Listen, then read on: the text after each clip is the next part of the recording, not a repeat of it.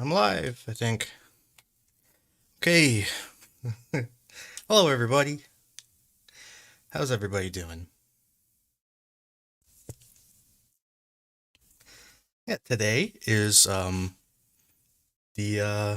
anniversary of the Moskva being promoted to a submarine. That's it was a proud day for the Moskva.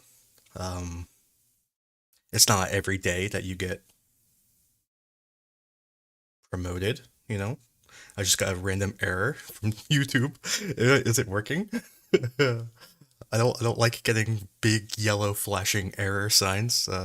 It's worrying. Um,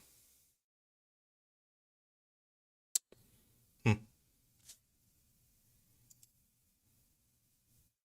Weird. My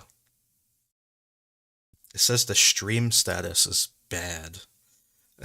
I'm assuming that's not a good thing. Um, well, is the stream like okay for you guys?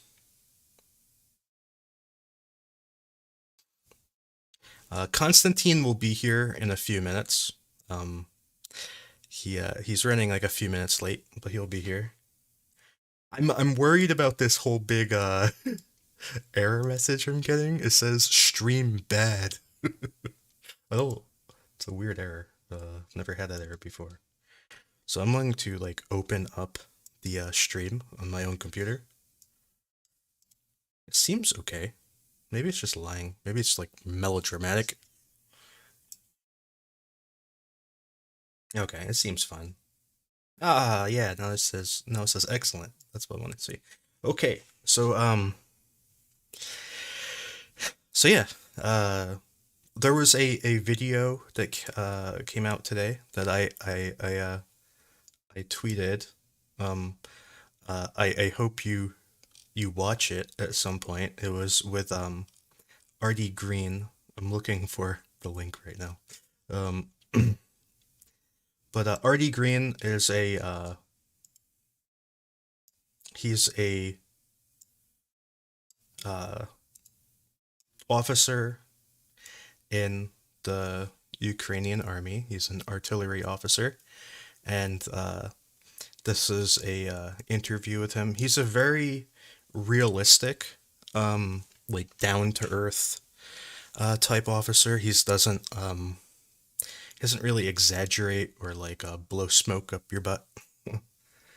uh, but yeah, he these are the topics. So yeah, I wasn't able to finish this video. I watched like 48 minutes of it, but there's like 10 more minutes that I didn't get to watch.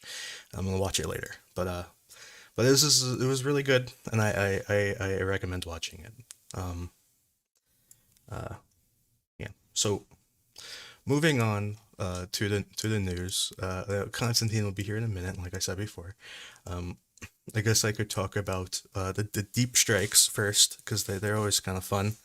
Um, the most interesting today was a rather large explosion in Crimea. And its location is what's interesting. And I want to preface this by saying I have no idea what this explosion was. I don't know if this was a strike or whatever it could be, but it occurred in this location, which is like a military installation. Um, so that was kind of a fun thing. And again, I have no idea what this explosion was. Uh, Regarding the military leak and our friend Hello, Jack. Andrew. Hi, Constantine. Uh, how are you doing? I'm doing great, thank you. How are you? How's the stream going? It's going okay. I got this really fun error when I first started the stream, but it seems to fix itself. All right. Um, so we're getting questioned about the the leaks, the Pentagon leaks, and our friend Jack Teixeira. Um, so he he was arrested today in the United States near Cape Cod. Over I don't actually know where he got arrested, but like in That's here a somewhere. beautiful place, Cape Cod. Yeah, I think he worked on Cape Cod, but I don't actually know where he lived. It's like here somewhere. Uh, but he was arrested, and it was a whole big thing. I don't know, is there anything you want to say about that, Constantine? Because I don't really have anything to add. I mean, I know the general story. I guess I could talk about like what happened, but I think everybody knows what happened. So Yeah, there is not much to say. He was arrested, and I think the question is going to be what kind of charges is he going to get, because it's not really clear what is going to be like what is going to be the charges, because if he did it like on purpose, if he did it only to impress some guys, that's one thing. If he deliberately shared this information with someone else, it's going to be a completely different story, and we don't know that. We don't know what exactly happened, so we're going to wait and see. yeah, I mean, I don't know, but I don't really see a difference between him sharing with his friends and sharing with someone else, especially because he knew his friends weren't American. So that just like makes it a lot worse because it's like strictly forbidden. Like, and he was talking about like how forbidden it was for him to share it with non-Americans, and then he was sharing it with non-Americans anyway. And also some of those people were Russian. It's just it's just I don't think like I don't think anything matters. I think he's pretty much toast. Oh, he will go to jail, no question about it. It's just a matter of the punishment. What type of punishment is it going to be? It's going to be a lot of time in solitary confinement. I don't think solitary. I think they don't give you solitary confinement. Solitary confinement is only when you misbehave in the jail itself, I think. Oh no, So you'll first you gotta get into it, and then you gotta do something wrong inside. oh, they give to people who leak info like that. A lot of them they go straight to solitary. Uh, No, I don't think so. they do, trust me, they do. They have like a special prison for those people, and it's basically just 24/7 solitary. But anyways, it's in Colorado. But anyway, so anyway, just getting back to Ukraine. I mean, I don't really have anything to add about that guy.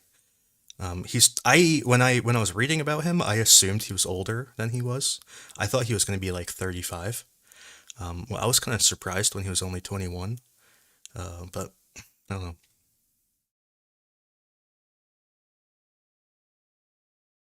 Yeah, how long he'll spend in prison, I have no idea. Um, A little his life. I don't, I don't know. I guess we could kind of look up. I don't really feel like it, but we could, like in theory, look up the other people who have been convicted. I'm pretty sure they get terms. I don't think any of them have ever gotten like life. Well, he's gonna get like 175 years in prison. But I mean, like I think they This- get like 20 or 30 years or something like that. And yeah, but it's also 20 or 30 years in like solitary confinement. So you come out like with your brain broken and a different person. So uh, anyways, so getting back to Ukraine. I was just talking about some strikes. I know there was an explosion in Crimea, and I don't know what this explosion was, but it was in this like military. I think this is like a depot of some sort. I don't really know what this is, but it was this little military base. They had an explosion, and I have no idea what it was. It could have Are been you sharing something? Are you sharing right now? yes. I mean I'm sharing it on Discord for you, but I'm also All there's a right, stream all right. too. I see. Uh, Yep, I see it. yeah, so there's an explosion somewhere here, um, and where this is like the southeast of Crimea. So anyway, Could probably find a photograph of this if you wanted to, but I don't really feel like it. But anyway, so there's an explosion there. There was Russia is using a lot of bombs across the Dnipro, and I'm not really Mhm. sure why. I think, well, okay, Because probably because they can. It's one of those environments where it can be done easily. Probably. yeah. So they hit this building here with a bomb, and then they hit this school with a bomb. And then they're dropping pretty large bombs on these places. They're doing like just a ton of damage. Um, there's an interesting thing that came out today. It was from one of the like more well connected Russian mill bloggers, and he was talking about what he's afraid of in the upcoming offensive, and it just Mhm. stuck out to me that his biggest fear is that Ukraine is gathering lots of boats. uh, I just, it's something that stuck out. Uh, his number one fear is boats. Like, okay, um, Well, and it's actually like the. I don't think it's really possible to do something like a huge scale, but if Ukraine launches an offensive, Russians will have to use their forces in here to reinforce other flanks. yeah, So launching I wanted to say U-boats. uh, Launching like a maritime special, like operations over the Dnipro River on the boats is going to be somewhat. It's going to make somewhat sense. If you can establish a bridgehead into it, if you can establish some landing point and hold it for some period of time. I'm not saying let's move a division over there. I'm saying it's just like a landing base where you can launch some special operations from there, from in one place another place is going to cause a lot of pain for them over there, because if the counter offensive is happening on different flanks, the least of the things you want to care about is like losing your losing your supply routes because someone had infiltrated and crossed the Dnipro, and right now is able to operate deep into the enemy lines, and would penetrate, like what this landing operation, not like what this SOF and other landing operations can provide is the use of drones, mostly getting the reconnaissance, getting the targets for the something like HIMARS strikes, getting that intel, and this whole area is the supply routes for Russian military forces are go through the southern part of the Dnipro in this area. yeah. I don't think that um, a Ukrainian primary attack will come across the river, but I do think there's a pretty solid chance that if Ukraine has a successful offensive, like if they penetrate the lines and, move, I don't know, like 20, 30, 50 kilometers or something south, maybe get the Bilbok or whatever. If they are successful in this part of Zaporizhia and Donetsk, then you could cross the Dnipro, because it would Russia would have to move their forces to reinforce it. Uh, so the more successful an assault is towards like Berdyansk or Mariupol, the more likely you are to cross Dnipro. So I don't think it would be a primary attack. Like I don't think they're gonna force the river as like their option A, but it has to be. I mean, at minimum, they have to keep it a realistic choice so that Russia has to defend against it. So Uh, yeah, there's some other deep strike news. Well, this isn't really deep strike, but Ukraine lost a tank here, and there's a video posted about it. Um, Not super important, but it's just that whenever there's a video, it makes it easier to locate. In Apitna near Avdiivka, Ukraine took out a vehicle full of Russian infantry. It was an MTLB, and moving um, in the north, Konstantinivka, Russia fired a missile strike on this whatever this is. It's geolocated. I don't know what that is, but it's like a factory or something. And then kind of the video that everybody got more excited about, I guess. There was a rather larger explosion in Bakhmut, where Ukraine blew up a building that was supposedly filled with at least a platoon plus of Wagner infantry. Um, so I think I have this video here, maybe if I remember to save it right. But what do you think of of Ukraine just like blowing up these giant buildings? Because it's not the first time. This is they've been doing this for a bit. Wrong. That's not the right video. Here it is.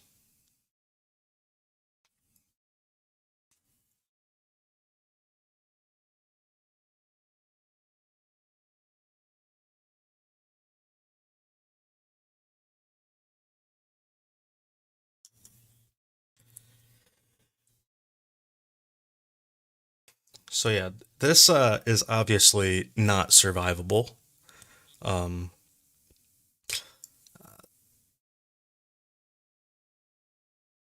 so kind of the thought behind this is that I believe this building is the tallest, if not one of the tallest buildings in this part of the city. So if you're at the top of the building, you have the best vantage point possible for this area anyway. So they were Ukraine was afraid that they would use this building to just kind of spot Ukrainian movement around this railway, and instead of letting Russia use that building for that purpose, they decided to mine it. And when Russia took the building, and they pushed some infantry into it, they blew up the building, apparently.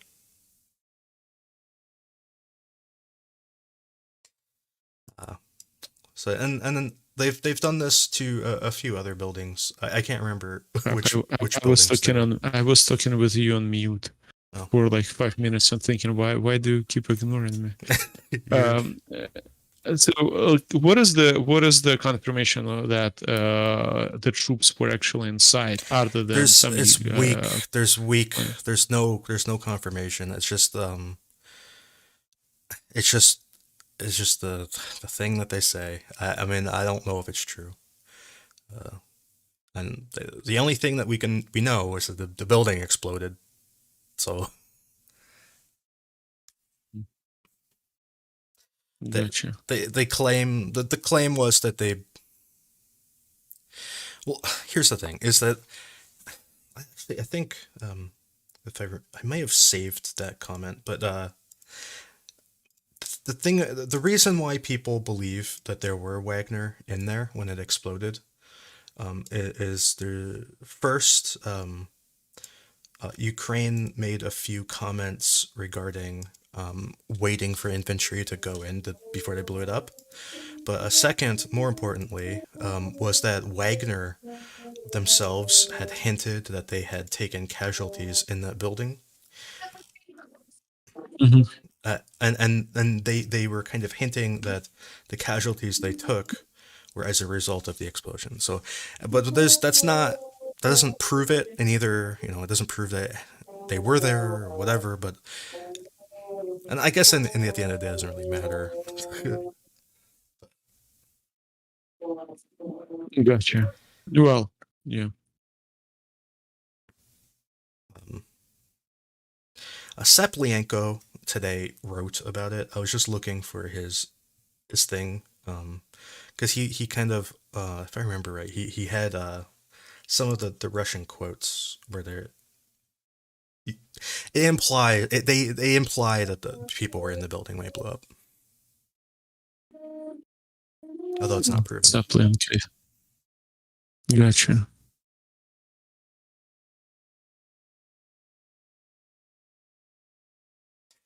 Could they install cameras and stuff to help the detonations? I mean, I suppose they could. um, I don't I don't know how that would. I mean, there's all sorts of issues involved, right? So there's the ability to transmit the signal, which I don't know how big of a problem that would be. Then the ability to power the cameras, like you'd need batteries and stuff. I don't know how readily available that is, but I guess in theory you could do it. You could rig up like a trail camera or something and see. We actually, I know some use trail cameras. I know that people who use them. In 2013, 2015, we used cameras a lot because the drones were not available.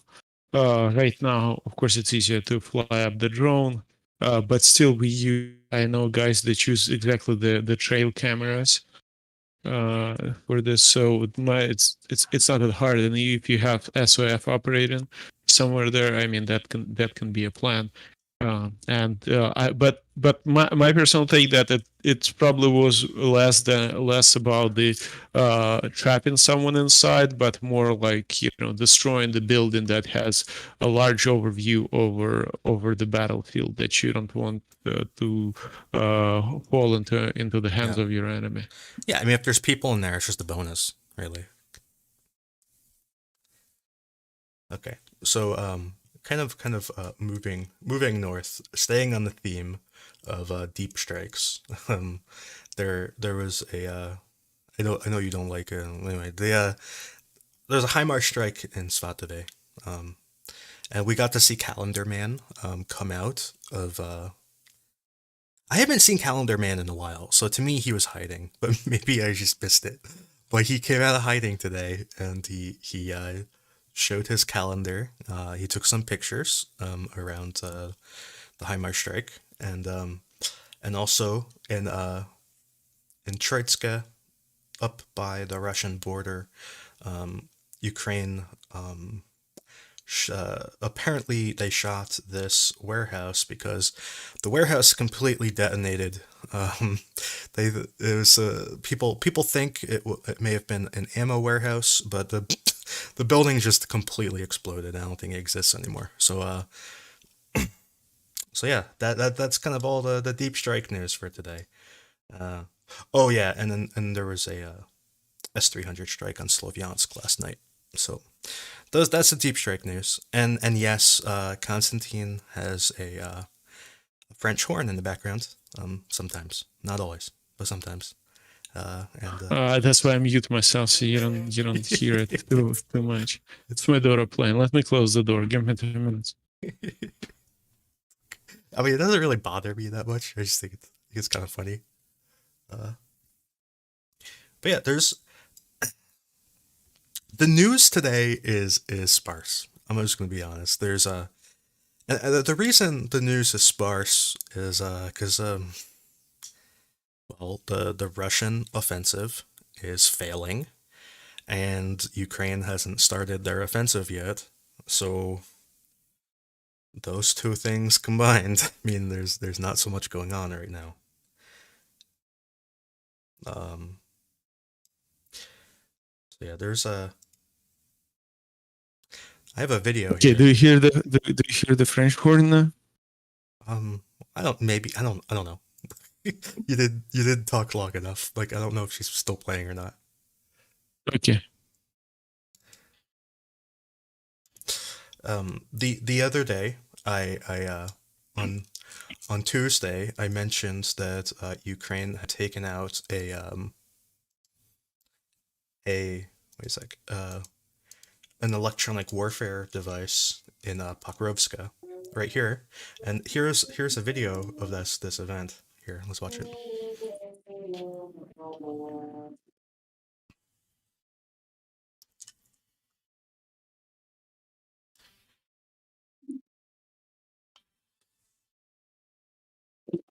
Is it Житель 33 is 330 or what is? Yeah.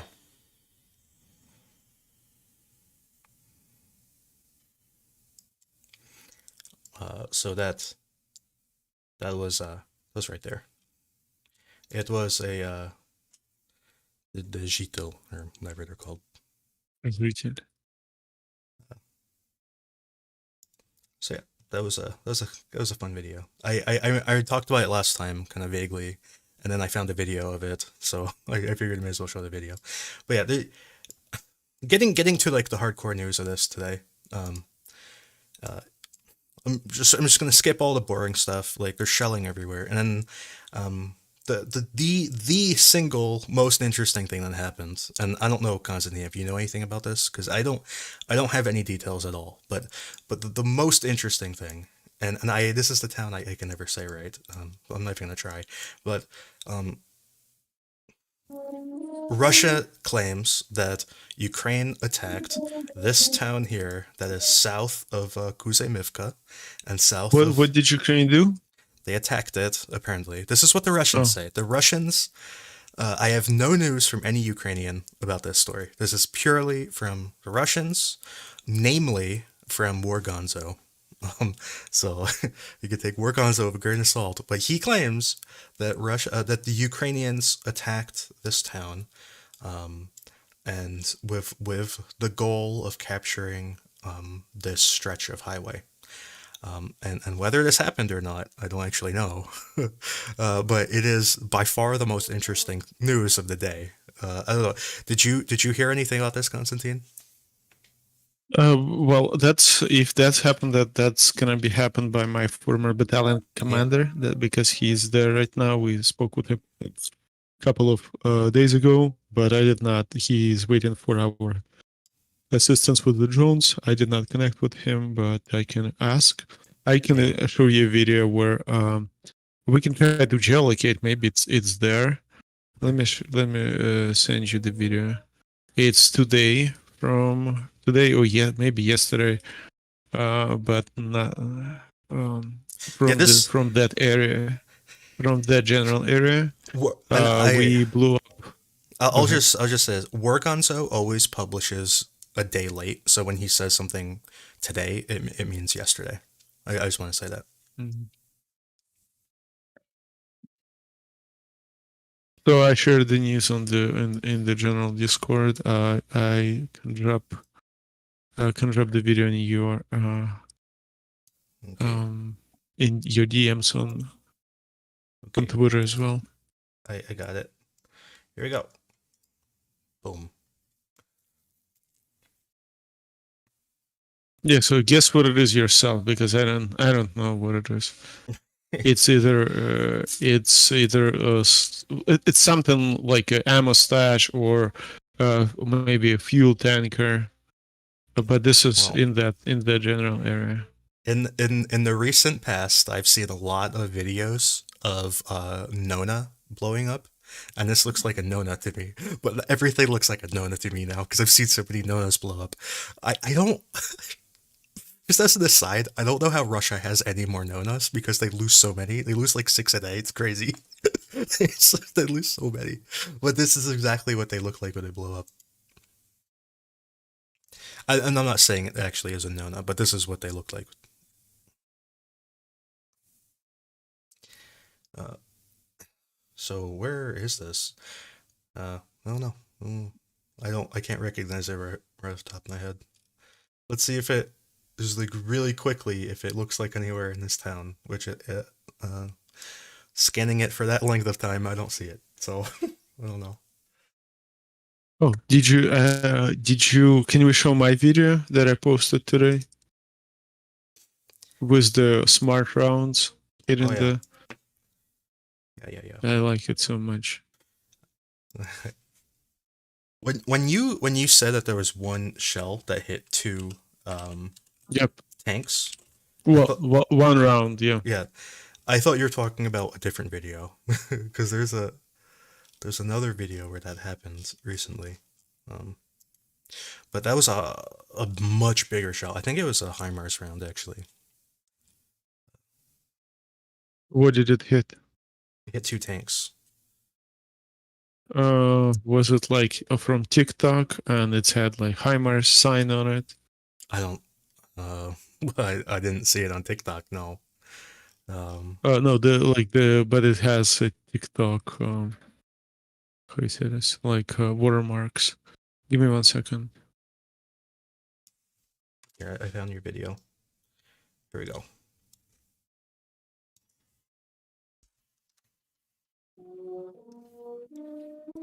Yep. So these are two small clouds. These were smoke trail from smart rounds. And there are two hits. The tank start smoking, and then they blew up.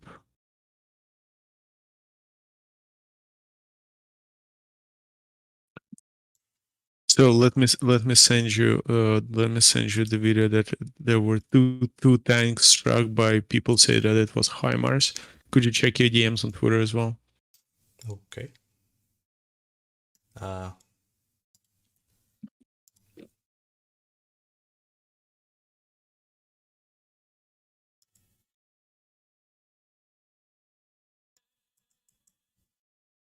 yeah, I think that's it. I think that's the same video. It's different videos, but the same events, Okay. and it's the smart round. So yeah, it happened on April 10th. Okay. Yeah, I don't know why it says HIMARS, but yeah, I think in Ukraine, everyone when you see something good, you like it must be HIMARS. it's more fun if everything's HIMARS. Um, yeah, there's one video I really want to show, but I think YouTube won't like it, and it really upsets me because the video is so cool. I also I'm afraid to show the video, but there's one thing in the video that I had never seen before, um, and it's the drone dropped a grenade, which you see all the time, but he didn't drop it on an enemy. He dropped it on a friendly, and the friendly picked up the grenade and then pulled the pin out and then threw it at a Russian. It was awesome. Uh, That is sick. I've never seen a drone like come in with a kill assist like that. Um, I mean, there's no reason it can't. Why not? Why can't a drone just like follow you around and drop ammo on you when you need it? uh, but this video here, I'll give you. You might not be able to view this because this Telegram. Also, I don't even know if YouTube let me show it, but this Telegram occasionally becomes locked, and sometimes it's not locked. Um, but that's the video. It's the 30th Brigade assaulting a Russian position. The Russians are hiding under a bridge. Um, they pop it with a few shells, and then they go in with infantry, and the drone gives them an assist with a grenade. It's just really funny just seeing a drone just like drop a grenade on a guy. Like I wonder like if the guy knew the drone was gonna drop a grenade on him. It's like if a drone dropped a grenade on me, I'd be like upset. Oh no, I don't know what to say. Here, I'll just show the part where the drone drops a grenade on him.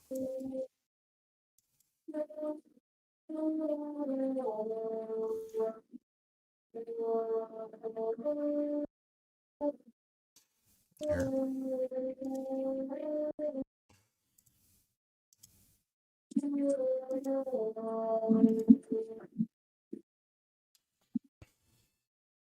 It just like drops a grenade. He's like, "Oh, thanks."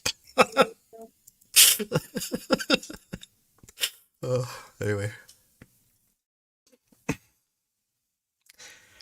so getting back to the news, there isn't much.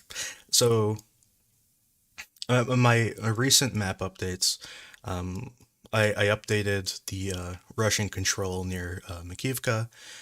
They have more control than I had before. I had this as a gray area. Now I have it as a Russian controlled area, and that's kind of it. Um, so around in Bakhmut, there are kind of okay. So the main fighting in the city, from what I understand, the worst of the fighting is along this street here. So it's like this red arrow that I just highlighted, and along this street that is kind of perpendicular to it. So these two streets are the worst fighting in Bakhmut, from what I understand. There's also really heavy fighting or in the general area of the train station area and in the north as well. Pretty heavy fighting, but the worst of the fighting is apparently on along these two streets.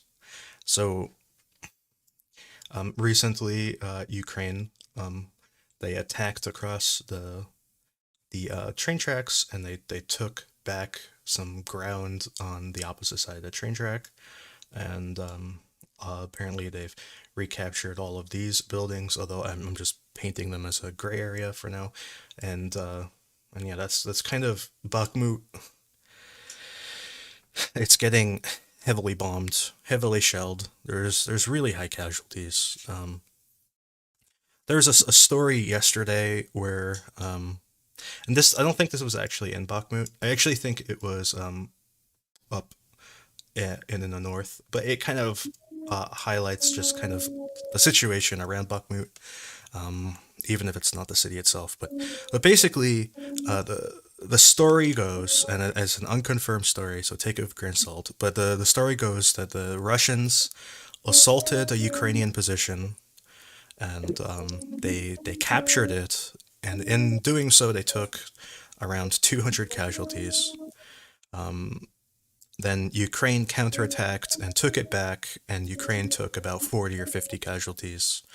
So, um, so that's that's kind of That's a huge. I mean, those are huge numbers. Those are yeah, literally very huge numbers.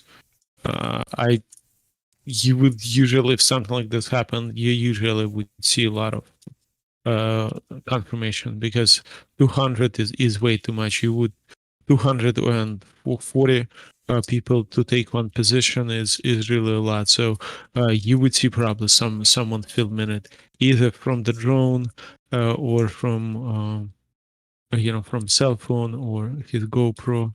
So I'm not sure about the numbers when people talk about such huge numbers, but maybe that is maybe it's over extended period of time. But once again, we've seen. Remember the videos recently surfaced with the trenches full of corpses. yeah, Maybe that. yeah. So I don't. I think that position that they're talking about was like right here. Um, but I'm not totally sure. But the story was basically that the wherever it was in I think it was in this general area. I think it was there though. But the story was basically that the Russians saw that a hill was vulnerable, so they assaulted it. They took a ton of casualties assaulting it, um, uh, and then Ukraine took the hill back. That's kind of like the gist of it. I don't know what the time frame is. They made it sound like Russia assaulted it like multiple times, like over a period. and apparent and the story kind of suggested that Ukraine assaulted like once and took it back. So I, I don't know. I don't even know if it's true. It's just, but that those sort of it's really the casualty ratio that's kind of the more interesting thing. That and also the other interesting thing is that the story is written by Russians. It's not a Ukrainian story. It's a Russian story. So I don't know. I don't know what to tell you. It's just really my point is that there's a lot of casualties for both sides. Like whether your attack is successful or a failure, you're taking a lot of casualties in this sort of fighting. Uh, Listening to Artie Green today, he made a somewhat interesting a point. He he was talking about how last year, when everybody was really focused on getting artillery and tanks and HIMARS and all that stuff, nobody was really paying attention to mortars and other small arms. And Ukraine has been short on those things basically the entire time. I remember like last year just hearing everybody complain about not having enough mortars and not having enough ammo for mortars, especially in just the parts of the front line that nobody cared about, like basically, well, at the time it was like Klinove and like all these this area here, like this whole section that nobody really seemed to care about. At least the Western media didn't care, and then also in like Pisky and all these sorts of areas that they like had no mortars, and they were complaining the entire time.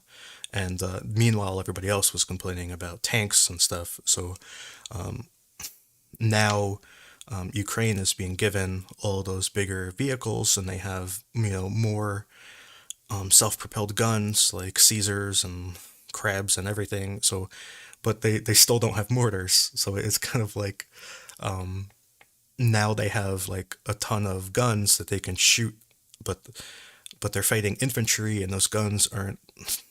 They're not great at fighting infantry just because they have longer reloads.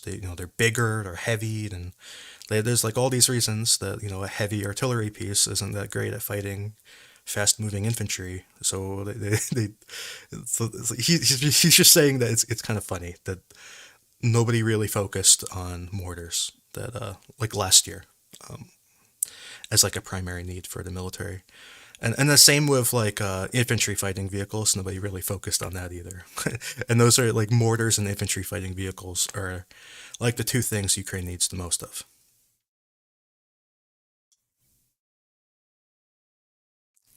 Uh, but yeah, this is like it's kind of like a short news segment, but that's like all the news I got. Like, there's like no news today. Like, I have no news from Avdiivka, like literally none, and no news from Vuhledar. I have no like real news from the Zaporizhia front. Ukraine lost a T-72 right there, but like other than that, not too much. And the Kherson news was just like these bombings and stuff. So there's like I guess we could talk about Kreminna, where Russia is pushing from Shipilivka. They are pushing well, the direction of, not necessarily from there, but so you can imagine maybe more here, and they're pushing west from here, and they claim to have taken a bunch of fortified Ukrainian positions, which I imagine might be around here or somewhere. Not really sure. So they claim to have captured those. So that's kind of the Kreminna news that I have, and that's kind of all the news. That's that's all I got. It's really there's not much happening. I don't know. Do you have any news? No, not much. I don't have much news. Everything pretty much stays the same. Yeah, it's We dealing the casualties, trying to hold, but what I wanted to point out, it's today's April 13, and Bakhmut still holds, even though Ukraine does not control a big portion of it. It still holds. We still control it, and it's funny how we all, including me, I could not believe it when the north and south flank started to deteriorate. I did not expect Bakhmut to hold any longer. Was expecting our troops to pull out. But today is April 13. I don't know what kind of sacrifice our people are doing there, but it's just amazing, and we still hold it. It's heroes. Yeah, I have. Yeah, I agree. It's I talked to an American who was in Bakhmut. I talked to him. I think it was October, like the first week of October, around there. And at that point, he he was saying, and he's like a super like kind of optimistic person, right? So he was saying at that point that Ukraine should completely abandon the city, like all of it, and pull out. And he was like, "There's like this we can't hold this. Like this is awful."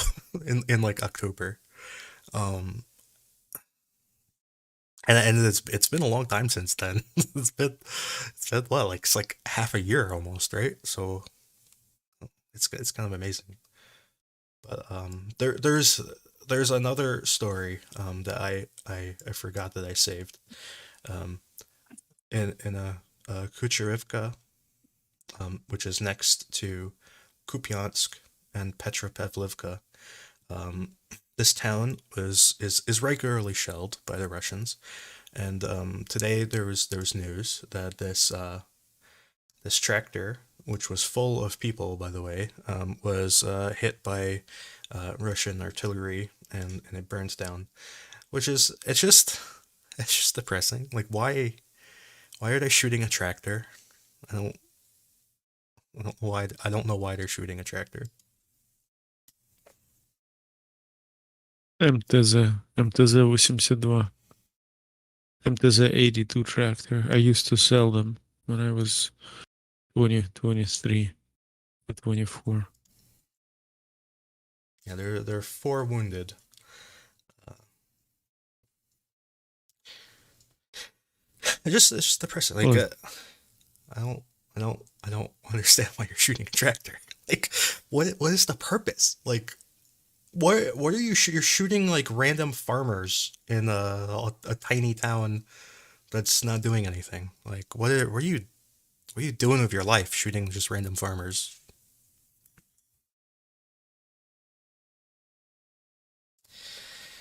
Uh but yeah, there's that's kind of all the news I got. It's,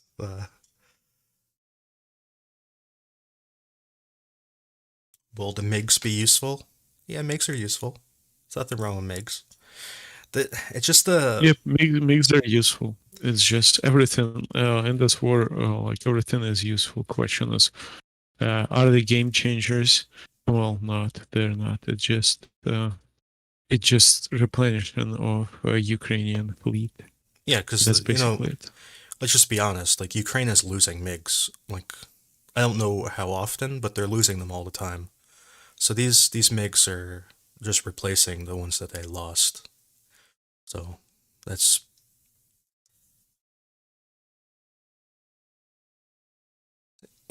a MiG can shoot down a Russian plane. It's just that the Russian plane has every possible advantage. It's first the MiG has a very short range on its missile. I think it's like I can't remember off the top of my head. I think it's like 30 kilometers or something is like their max range.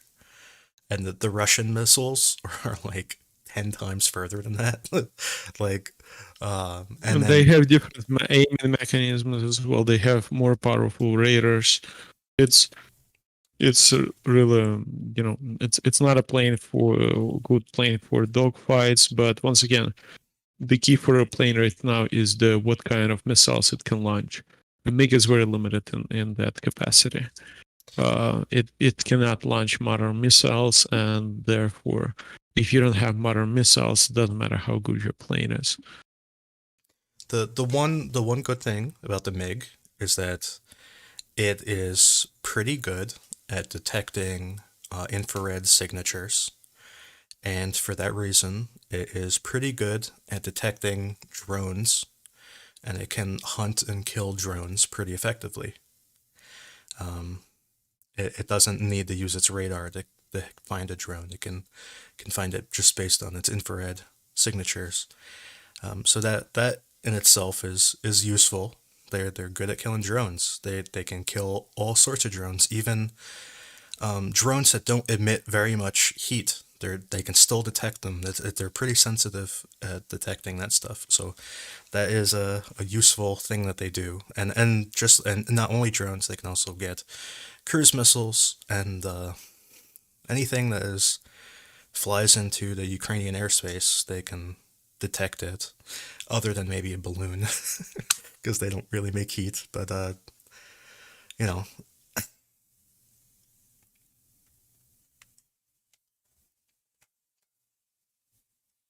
yeah, and you can play them in War Thunder. That's also true.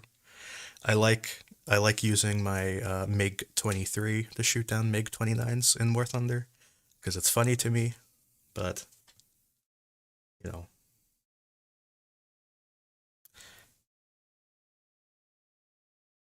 You told me once you shoot the airplane with from the Leopard tank yeah, I in have done that that. game. I have a video of that You see, actually. we have to send you to Donbass on those Leopard tanks that are gonna be donated. I used They're gonna be there. You're gonna be frontline air defense. frontline air defense. Uh, let's see if I could find that video. I think I may have lost it because I cleaned my computer recently, and my version of cleaning is taking everything on my desktop and deleting it. Well, I put it on another hard drive, but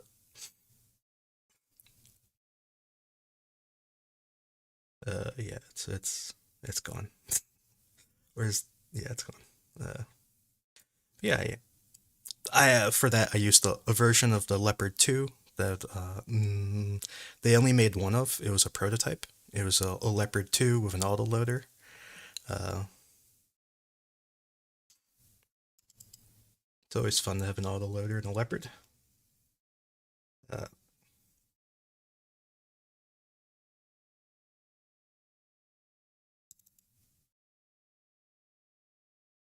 oh, here it is. I found it.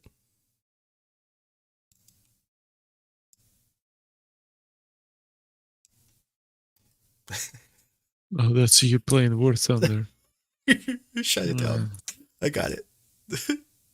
Anyway, well, we got a job for you. yeah.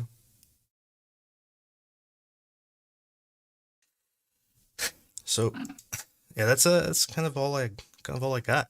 There's not much going on. Yeah, it's kind of boring. Sorry. Today's the anniversary of the sinking of the Moskva, which is fun. Did you Yep, and today was the video was released of the launch of the new Neptune missiles yeah, those are pretty towards cool. it, and they released. Huh? Yeah, that video is pretty Uh, cool. uh, yeah, and that video, what it contains is the comms of communications of the crew from the Moscow ship, and it's like it's some music to my ears. Yeah. No, I mean, This is it does not really make sense much to translate it, but the sounds of it for if you understand Russian, it's just pretty fun. Oh, this is just the launch itself. yeah. I posted like where they added the communications, and it's just amazing.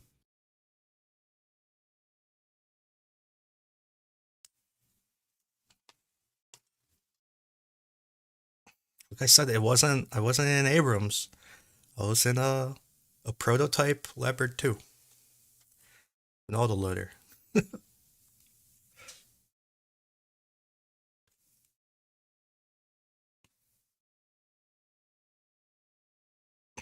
Yeah, that's all I It was an event vehicle. Getting that stupid tank was so hard. It was, it was like you had to grind so much to get that stupid tank, and I like never play it either. It's why did shoot that in airplane with it? Yeah. Oh, speaking of depleted, Poland is making depleted uranium shells now, or at least they said that they're going to in the future. I don't think they actually are. I think that do they do they? I don't know anything about Polish weapon manufacturing. Do they already make depleted uranium shells? Like I don't know if they do because that came out of nowhere to me. Like I don't know anything about Polish depleted uranium shells for Abrams, but well, It's just around. I mean, they can make it. maybe. There is no super high tech for that. Well, I think Ukraine has a lot of depleted uranium. I think it's harder than you think to make a designing those rounds is it's not trivial. It's like you gotta. I'm quite sure that they're not going to be designing them. Design and manufacturing is a different story. They're gonna get a license. They're gonna get an agreement from UK or United States, and they're gonna manufacture it using the existing designs. And I don't know if they even work with depleted uranium because it's a different material. It has its own material properties. Um, I don't know how Yeah, hard it but is to work depleted with. uranium is used worldwide, like quite wide in the industry. It's not something that no one knows how to handle. There are tools, there are machinery that can work with it, and I just think it's a matter of building the process. And as we can see, um, Poland is quite committed right now to building its military, and they are ready to invest. So I do think that for them, it's going to be something that something that they can solve and they can do. But at the same time, looking at it, they are investing so much into it. I'm just thinking, where are they going to get all the money, all the funds for it?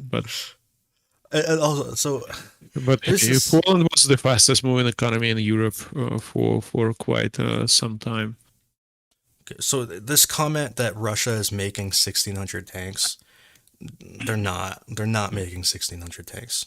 I'm sorry to like I know it bursts people's bubbles, but they're not. Who is making? I'm sorry. Who's making The 1600 people are tanks? saying Russia is. They're not. Putin. Oh, Him. they said that it's going to be 1600 tanks over like 3 years, I think, and that would include the ones that they're going to refurbish. Yeah, Putin himself.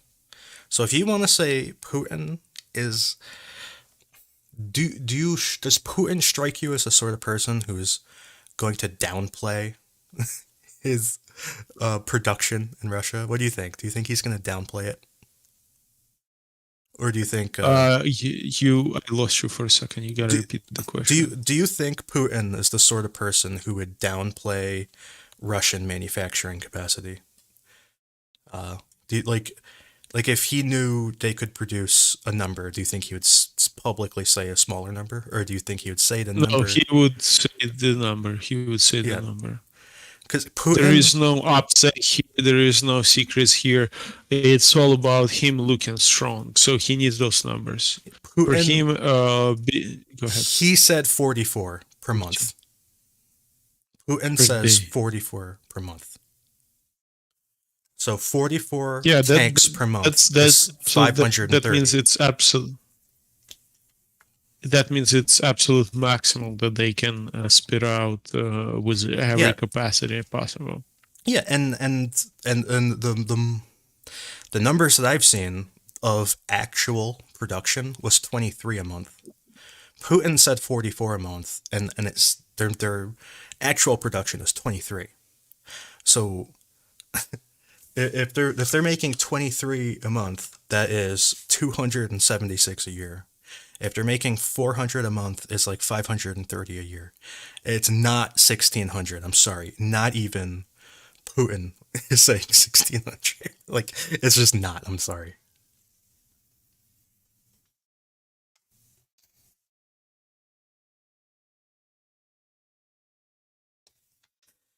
Yeah, and making 600 a year is it's not enough to make up for their losses. They're losing way more than that. Especially since they're producing stuff of lesser quality.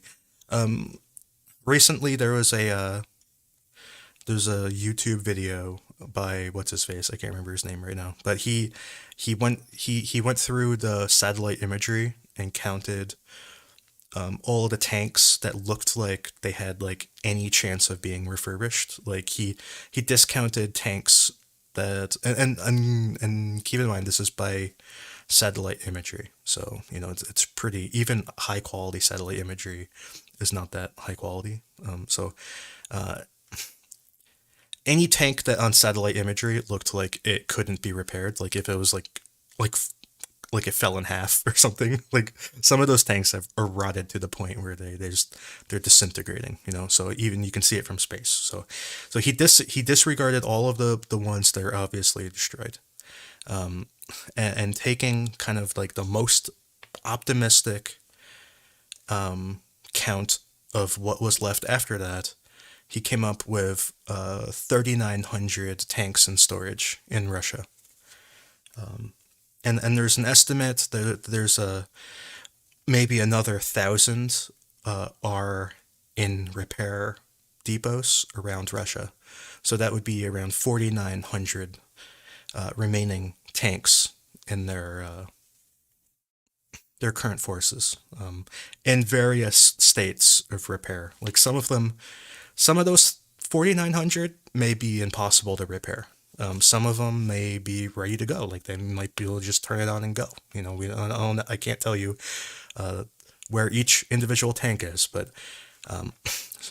they have 4,900 tanks on that spectrum, and that's all they got. And if they can bring back, you know, 20 or so a month, it's going to take them about 10 years to bring them all into service. And you know, I don't know what to say. It's they're losing more tanks than they can supply, and they don't even have that much left in storage. You know, 3,900 tanks might sound like a lot if you could throw them all on the battlefield, but if you can only throw them on the battlefield 20 at a time, it's not that many. Yeah, Covert Cabal. That's his name. That's his name. Yeah, thank you. Uh, hey, CJ is here. CJ, you could just come into the Discord and talk. You know, you don't. Where is he? He's in the chat. Which one is he?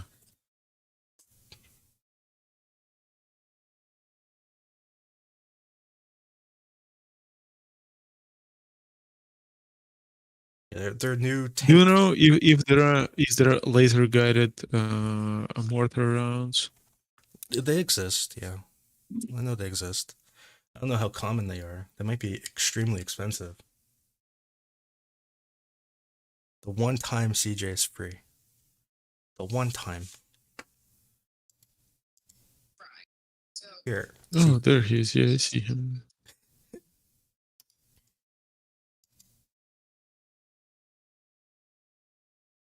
here.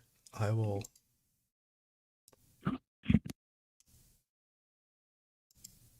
Well, CJ comes when we're about to end the stream, right? Yeah. Well, I mean, he could come on and talk. I don't care.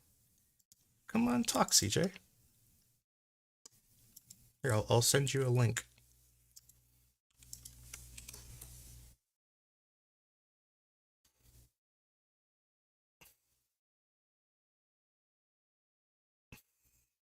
That's not the right link. I don't know why. I don't know how I sent you that link. Like, it doesn't even make sense. uh, anyway. Uh,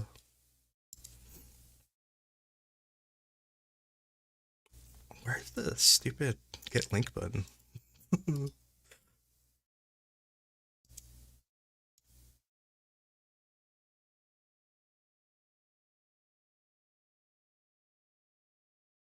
Copy link here. I will give you the link. And Twitter, where do you want me to give you the link? Give it to Or you CJ. already got it? Give it to CJ. Oh, he has so many channels. Yeah, I sent it to him. Too many channels of communication.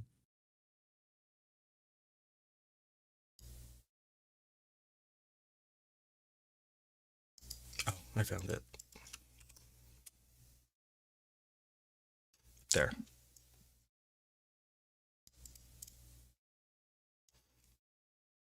Okay.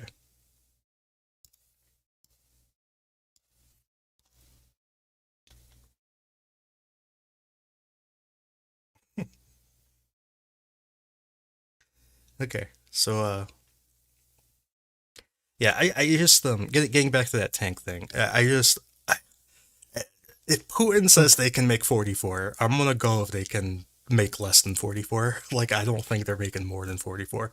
Like I don't think Putin is lowballing their tank production. Like I really don't. I think we have CJ here. Are you with us? I am always with the great people of Discord, especially when I'm not leaking secrets. How goes it? Okay. This is somewhat under the question right now. Thank God. I think Discord might not be allowable for U.S. military personnel for much longer, for good reason. But hopefully, we're not going to talk about Minecraft, so No, it should be of course not. secret free.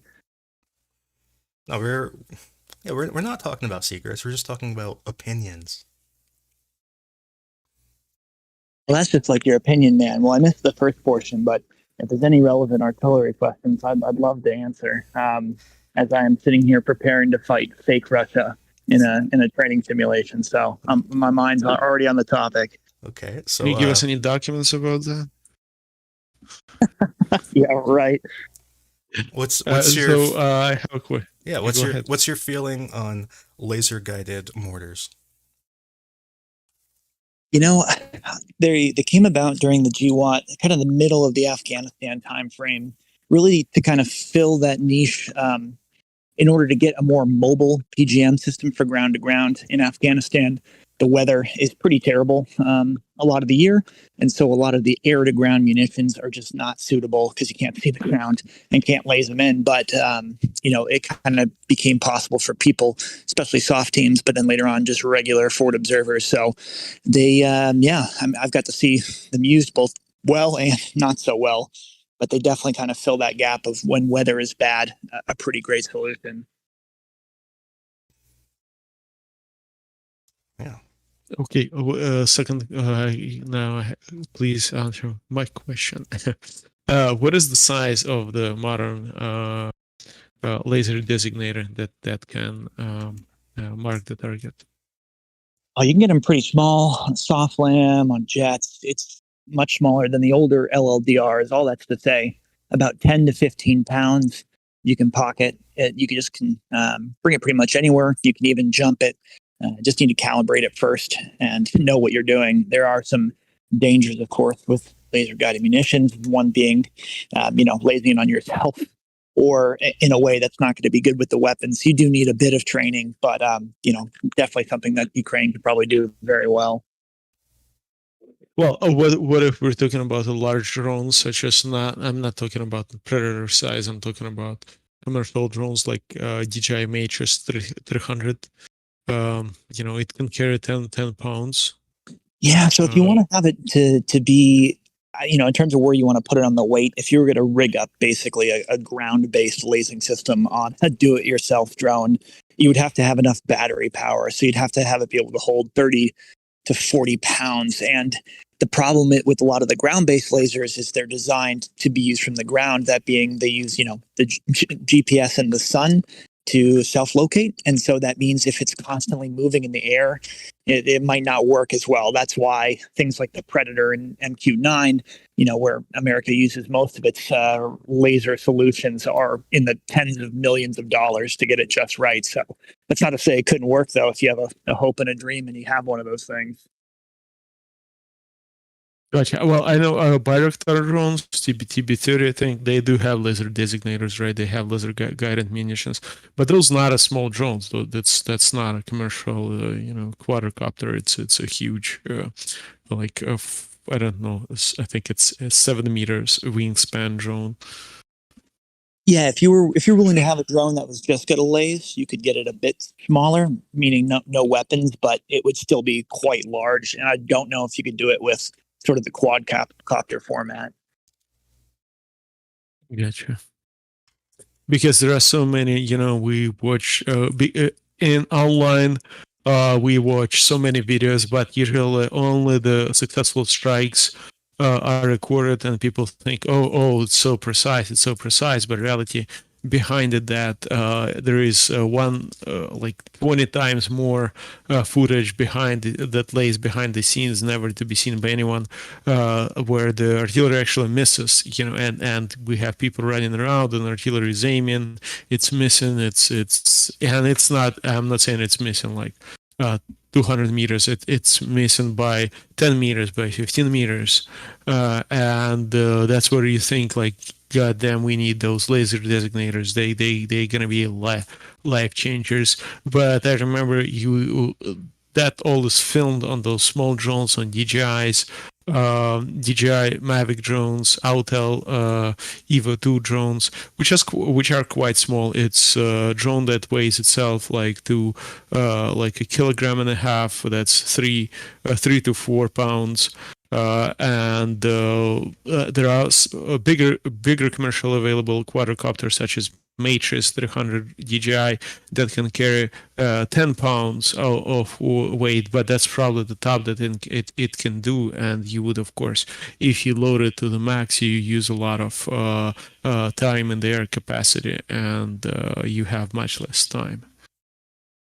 That's just why drones of all types are just so important for Ukraine right now, both, kind of standard smaller ones and also ones with better optics, meaning thermals, because at the end of the day, if it becomes difficult, like I just saw today Russia putting up netting on a BTR position for the first time. It may have happened sooner, but Russia's starting to get a little bit smarter with how they employ passive defensive measures against drone, weapons dropped from drones. And so the only thing to get through that is a nice thermal drone, which can then just adjust artillery. Because I can tell you for a fact, some chicken wire will not stop a 155 from coming through.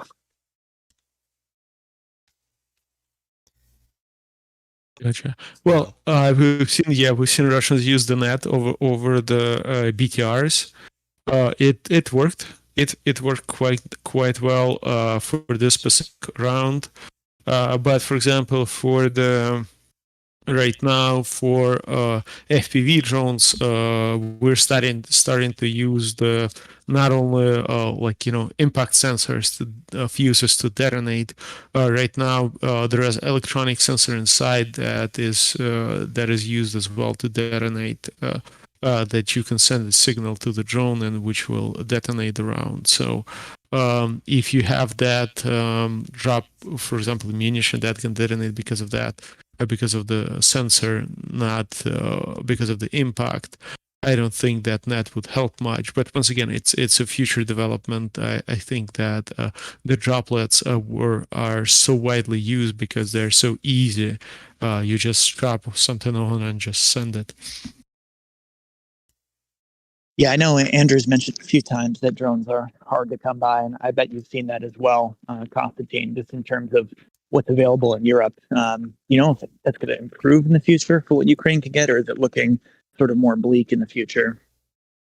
So right now I cannot give a positive, unfortunately. Scenario. There is a huge backlog on everything we do. Everything we order, there is like immense backlog in orders. We're like scrambling, looking for the shops, placing orders everywhere we can, because there is you order now, you will get the drone in a month. And it's a huge before it's a huge time before you could place an order and get it in 1-2 days. Now you gotta wait a month. if you want to get something like DJI Mavic 3D, which is a thermal drone. The more expensive drones are, of course, more available, but once again, if you compare Mavic 3 to Matches 300, which is like 5 times more expensive, the effectiveness of it is not 5 times greater. It's greater like by I don't know. If we try to quantify it, you could probably say it's greater 2 times, but the price is 5 times higher. And with such limited resources, of course, we have to wait. But there is good news also. If we look at it, is that those drones are scarce not only because they are running out. The reason for them to be running out is because Ukraine did some recent legislature that allowed all people to get those drones in through the customs without any special licenses, without anything, and people just went outside Ukraine and bought everything they could. So this deficit of the drones is also dictated by the fact that Ukraine is getting more drones. So there is, while it's bad, it's good at the same time, if you know what I mean. No, that seems to make sense. I guess if Ukraine is having these types of problems, I'd have to imagine Russia is not faring much better with getting more, or do they have access to more Chinese drones, or what's the situation like on the other side? So we know that Russians, they do try to purchase the drones in Europe as well and smuggle them. But I don't know if it's happening between Russia and China directly, because DJI does not sell to Russia directly. But once again, there is nothing that's stopping like local suppliers and the middleman to doing so. Right? It's pretty hard to track because these are not something that will go through multiple customs. It will go through customs because they're usually shipped through the ports, even though there is a land border with Russia and China, but there is no logistics over there. There is no easy way to deliver those items to the war zone, because that's like 6,000 kilometers away from the border, and there is no. Also, you gotta get those drones to the border as well from China.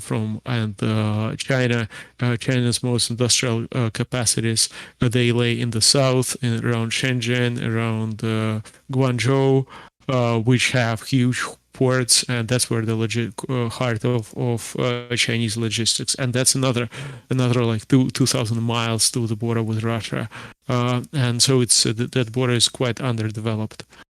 So that's the reality. Russia I think experiences much more problems in the drone deficits than Ukraine, but it's not like it's it's good, but I wish they did not have any drones at all. Russia without drones, that would definitely make things better. Yeah, and Andrew, go ahead. I know that you wanted to show something. No, I just thought this photo was funny. I know that Ukraine has a ton of people developing drones right now and developing mass production capacity for drones. I know that's just happening right now. I know for a fact. But anyway, I have another artillery question. How do you feel about artillery clearing minefields? Can artillery clear a minefield, or at least clear part of a minefield? Particularly with like cluster munitions. Does that work? So the first time I believe this tactic was tried was in the midst of World War One, of course, the first conflict where there was combined arms. They tried artillery against barbed wire, against trenches, and against minefields in a few select cases, not very often though. Basically, the problem you run into is the dispersion is so large, like with what's called reducing obstacles. It requires so much ammunition that it becomes just not worth it. So the next best thing, of course, is a Miklik. or a Miklik-like type device, which I don't know, sort of is artillery because it's shot indirectly. It's about 100 yards of explosive rope. And, both obviously Russia and Ukraine use this. However, the Ukrainian one, both the captured UR-77s and the Mikliks from America, they tend to keep theirs up and running a little bit better. I know I've seen a couple complaints from the Russian side where it's not really working as effectively, but that also depends on how dense your minefields are and if they're actually intermixed with both anti-tank mines and anti-personnel. So I think it would work maybe depending on the density of the minefield, but since both sides have such a shortage of artillery rounds, I don't think we'll see it in the near future necessarily. Now with the buildings that are mined, which has happened on both sides, this is a different scenario where if you're unsure if a building has been pre-designated to explode, you could do what's called drop the building. So in effect, you're clearing a minefield in an urban area where you use the PGM to basically take out the supports of said building and collapse it before it, blows up on you later on. But that's probably the closest to it I think we'll see in this conflict. Okay. I heard because I feel, I mean, I assumed what you just said was correct, but I heard some people talking about doing this today, like and not like random people, like people who are smart, and it just seemed like a weird idea to clear mines with artillery, but I don't know. I think the main thing people, it's kind of a nice compliment to have, but people really overestimate what artillery can do, which is fine, but it's not as accurate as people say, and it's not as explosive as people might think, because again, the whole, power behind it is the quantity of rounds. But, as we were talking about earlier, on your absolute best day, you can mitigate all the factors, weather, the target location from your drone, getting an accurate GPS grid from where you're firing from, but you still have dispersion, which is just this uncontrollable factor, which means that on your best day, you can only come about 50 meters close to your target. So if you're trying to clear a minefield and your best guess is 50 meters, well, I don't know. If I was walking through that minefield and that, I was told that I had a plus or minus chance of living of 50 meters, I'd say hell no. So I think, if you want to put PGMs on a specific area that might be mined, you could maybe hope for the best, but I'm not sure it's too cost efficient, Okay, so I have another wacky question for you. Did you see the video where the guys were talking about shooting airburst charges in front of helicopters to make them turn around and fly away? Have you ever shot down a helicopter with your artillery piece? I got a worse one for you. I've seen a helicopter shot down by enemy artillery in Afghanistan. It happened 3 times. Thankfully, I was not at that location. But long story short, what would happen is the Afghans would come in on the helicopters, which I believe were Mi-17s. They would land, and the people were not ready on the ground to go. And so they kept the birds running because they don't really have the training or capacities at that time to keep the to turn off the engine. They had to keep them on, keep the gas hot. And what had happened was you could see it for 20 miles, the thermal signature. And so it just took a matter of 10 minutes for the Taliban to walk on some pretty large mortars and destroy the helicopter. So in terms of doing it in flight, it's pretty near impossible. But if you're not well trained and you don't have the ability to quickly exfil, then your helicopter could be blown up on the ground quite easily. Yeah, I think that happened in Ukraine. I think there was on Snake Island, I think, if I remember correctly. Well, that may have. I think. But I just remember a video recently. I showed it in the stream where a Russian helicopter, I believe, was shot down by a Stinger and crashed, and the pilots survived. And they sent in another helicopter to rescue the pilots. And while it was getting rescued, Ukraine fired artillery onto the second helicopter. Yeah, I think I do remember that as well, which is just I don't think we've seen that from the other side, and I think that really comes down to the Ukrainians just being much better at targeting. Like they can react much quicker in certain cases. I don't know if they used Excal or what, but they should have probably thought twice before sending in the rescue helicopter. Yeah. So on Snake Island, I think it was the Bayraktar. It was laser-guided Bayraktar round. But there was a instance where the Russian helicopter, it was pretty long time ago, I think, that was destroyed by actual 155 millimeter artillery shell. As I think it was 93rd Brigade, but I don't remember. But it was a really long time ago. Actually, we'll have to go back and check the tapes on Chernobyivka with its 50 some odd strikes. I wouldn't be surprised if some helicopters were taken out in the midst of all of those strikes.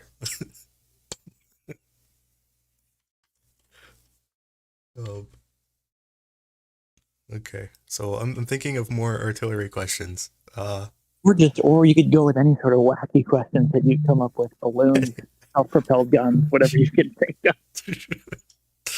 You know what? You're gonna see balloons like really high up, like 70, 80,000 feet, and they're gonna be up there dropping stuff, and people are gonna be sad when they get hit by a balloon that high.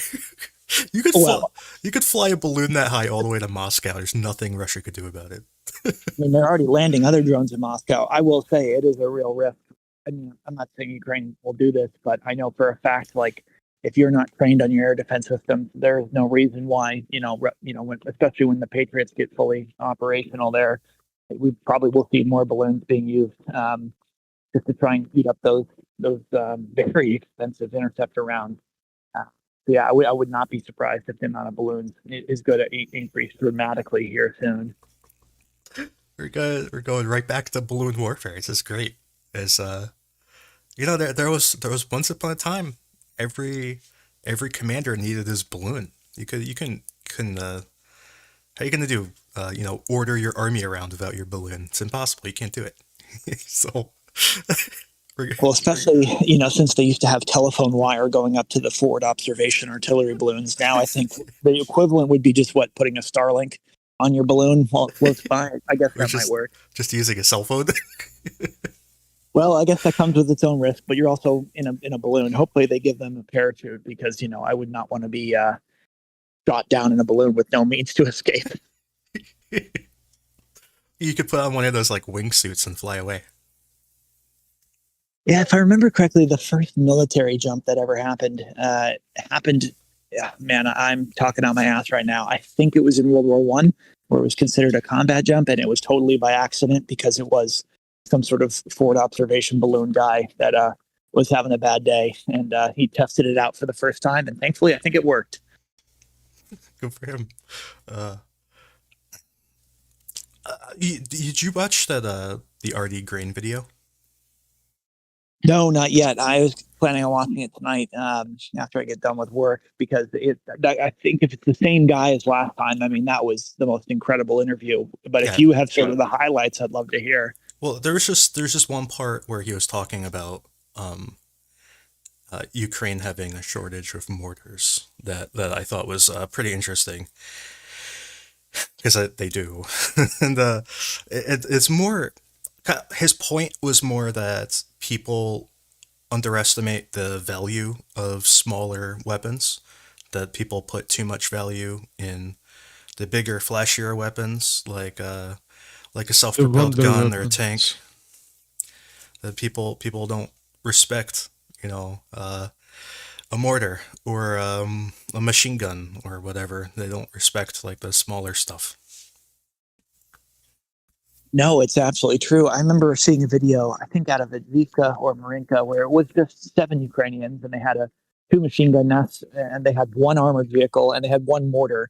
And for days on end, they held off platoons or companies of Russians. And it's just one of those things where he's absolutely right. Like these weapons alone, there is no wonder weapon for Ukraine. I mean, I talk a lot about artillery, of course, because it's my job, but also too, it's sort of useless without all of these other things that go into it. So I know I had heard Ukraine was working on developing their own domestic mortar production, which is great because I think the other thing people don't realize is you go through mortar rounds a lot quicker. Like the rate of fire on some of the smaller mortar systems is 20 rounds per minute.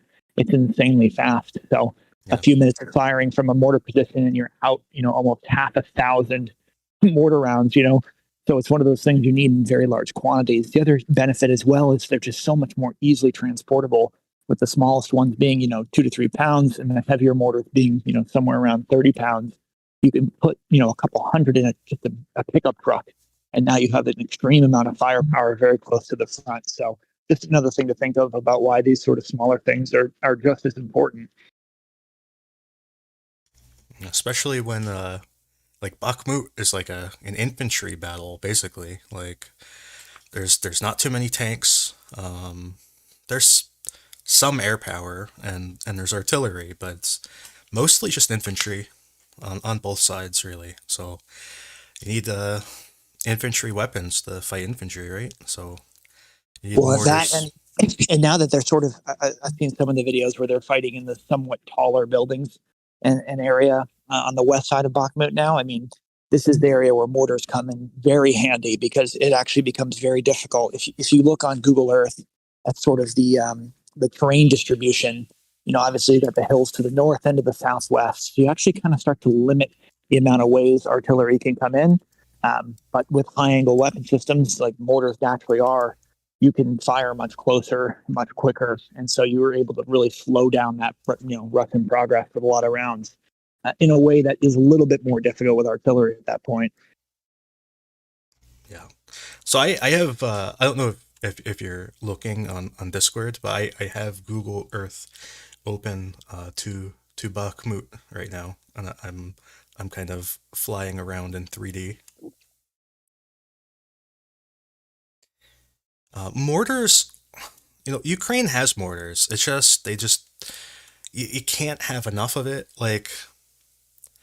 Um, like Ukraine needs like millions of rounds of mortars, and it's just you can never really have enough ammo because you could shoot them so fast. So you know, uh, if they had a million rounds a month, they could chew through that in no time, and if they had 2 million a month, they could go through that too. It's like their thirst for mortar rounds is pretty much insatiable. Probably, if you gave them like 10 times as many shells, that'd probably still not be enough. And regarding your conversation from the other day, it's a lot easier to train mortarmen than artillerymen, and they can also do things like a direct lay or handheld, where they can look at the target, or with a drone, they can adjust on their own without the need of additional fire direction or fire support. So it becomes a much more reactive way, much quicker reaction to adjust rounds on a target. And so again, yeah, you're as we're looking here too, especially as they get to that last bit of urban terrain, it's going to become pretty essential to continue the mortar fire, because once it opens up again, yes, it's a lot easier to use artillery, but then now you have a larger threat of Russian cruise serve weapons, Russian armored vehicles, and they kind of get an edge back again in that regard. Yeah, and this I marked this building that Ukraine detonated, um, and on the 3D you can see how tall this building was. I don't know, was it like 12 or 13 stories or something? So and when you look at it in 3D, it might make a little bit more sense. And remember that this vertical axis is magnified by 300%. So this building is probably about this tall or so. So uh, you can see the value of being in the top of this building. You could see up the hill. It would give you some sort of benefit, and that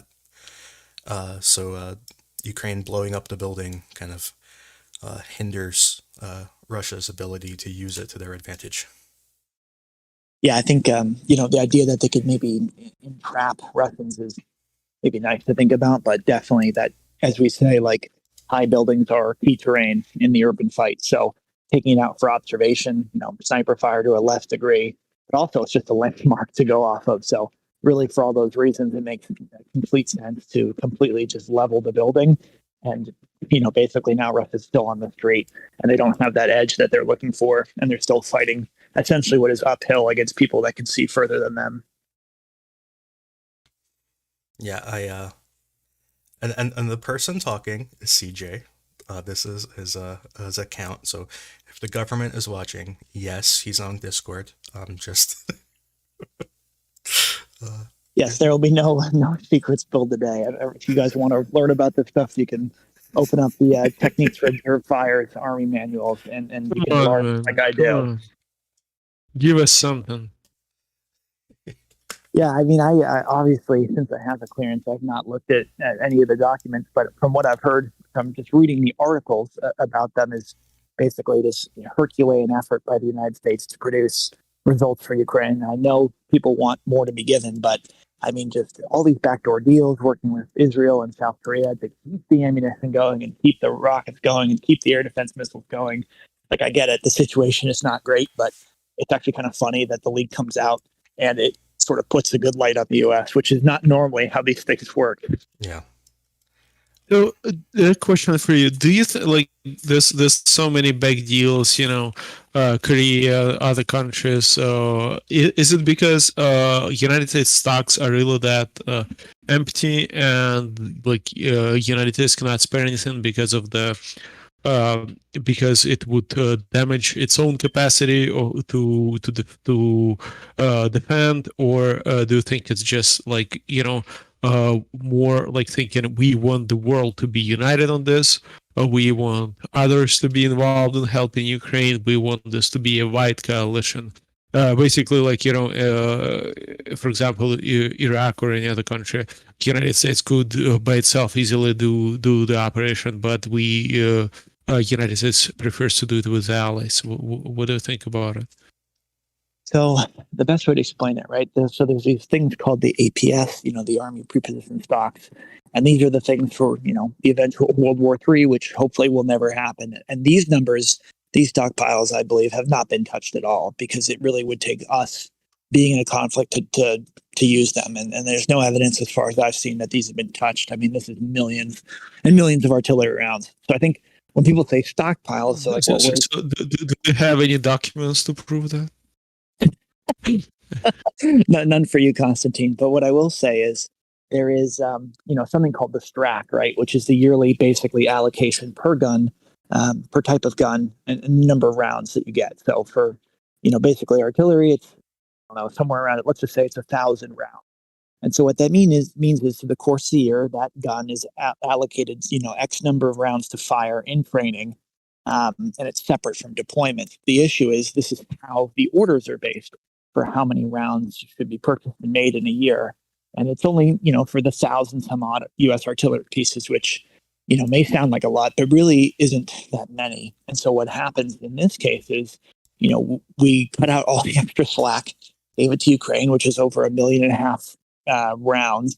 And now the stress in the United States is pretty low. Like the U.S. Army isn't firing, nearly as much as we did last year, which is perfectly fine, firing about a third of the live ammunition HE rounds. But with all the increased order productions, there's going to be a time in about a year or so where the STRAC is, 3 times what it was, depending how much is given to Ukraine. So I know it takes a while, but basically the main problem was there wasn't a demand internally for more rounds to be purchased. And so therefore it wasn't really there ready to give to another country. But that might be fixed in the near future. And that's why they had to do all these different deals as the U.S. worked with all these different countries to find that slack in their STRAC and get Ukraine what it needs, which it needs a lot more ammo. Yeah, a lot more. So yeah, I'm just curious how many countries will end up giving ammo. I kind of like South. Do you think South Korea will ever actually directly give ammo? Like I don't think they will, but they're giving it indirectly, of course. But in multiple ways, they're giving indirectly because they're giving to Poland and apparently to the United States. So South Korea is helping in a way. So I don't know. It's just how many other countries are there really. Like, does like India make ammo? Like, I assume they do. Seven. So, I mean, I have to imagine they do in some form. In all these cases, these stockpiles were somewhat a multinational effort. So, in Korea, for example, that would be, if that ever popped off, would be a gigantic artillery war.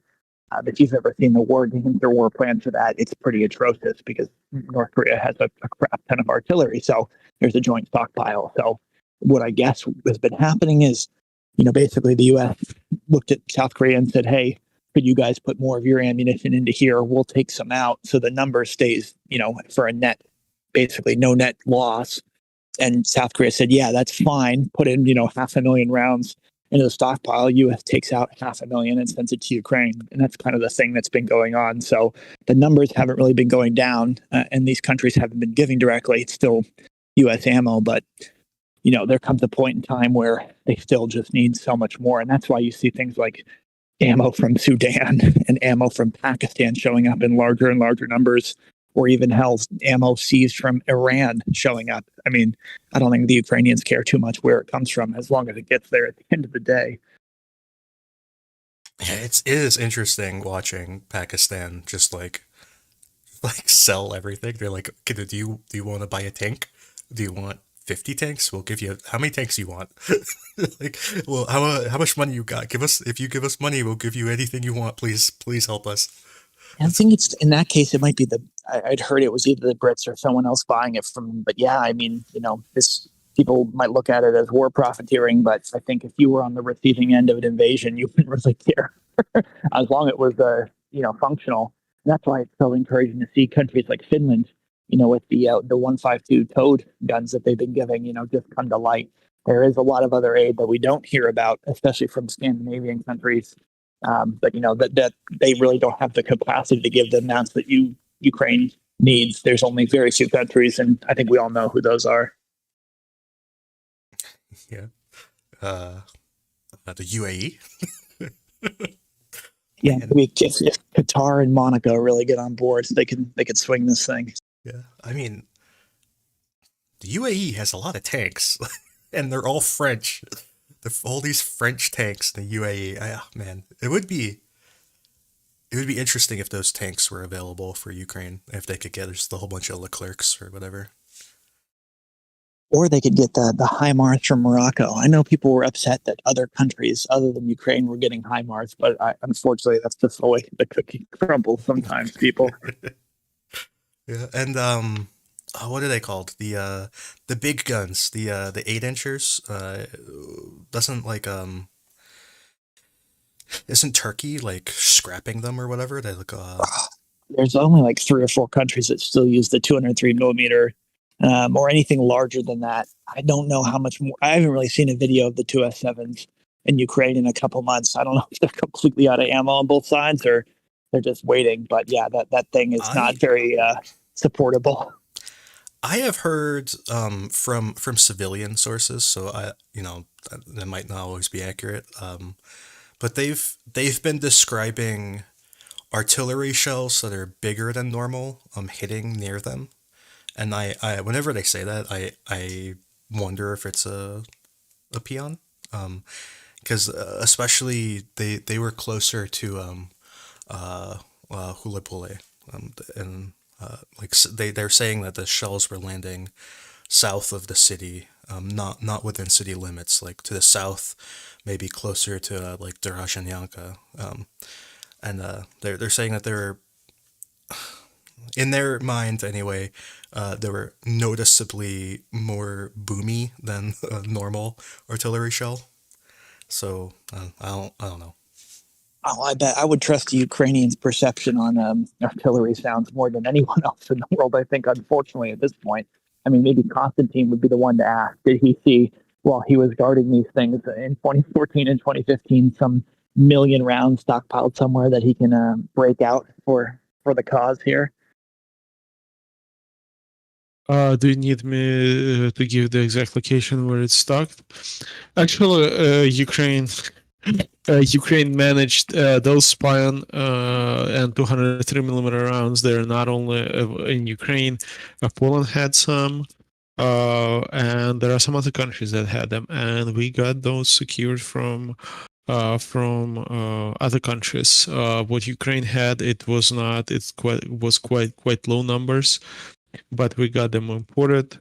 However, there is a problem still. It's not enough, but we never had those huge rounds. That's why the 43rd Brigade, which I served in, and right now is operating, is switching to PCH 2000s, and that's exactly the video I posted today. For example, that was 26 plus 43rd Brigade working on those howitzers. And yeah, Pion's 203 millimeter artillery is basically dying off right now. But personally, I don't. I think it's a mistake. I think it's a mistake. This artillery has a place on the battlefield, but once again, the West decided to go that into the considers, as I understand. Maybe you can correct me, CJ. That the West considered that this is too expensive machinery, and it's easier to produce missiles instead of them, and go to systems like HIMARS and M270 instead of having those systems like 203 millimeters. Well, I think, the times where these sort of big guns could be useful. And I mean, not just the 2S7, but also the 2S4, 240 millimeter mortar. These things are useful if you want to, level a city, which is how Russia uses them, especially as we saw in Rybizny, Popasna, Severodonetsk, and other places. But, what I would push back on is if you look at what happened in Kherson specifically, right? I think a lot of people were concerned that there'd be some sort of like destruction of the city and just terrible urban battle. And of course, it didn't happen, right? Russia was trying to preserve their own force, and they gave the city up effectively without a fight at that portion. So all that's to say, it really depends, I think, Constantine, how Ukraine wants to retake its urban, centers in the occupied areas. If they want to do it with less civilian casualties and more precision, then they may have to sort of let those bigger guns go for now. But if they think it might be an important part of that battle, then you could be right. But I guess it really depends how they want to approach it.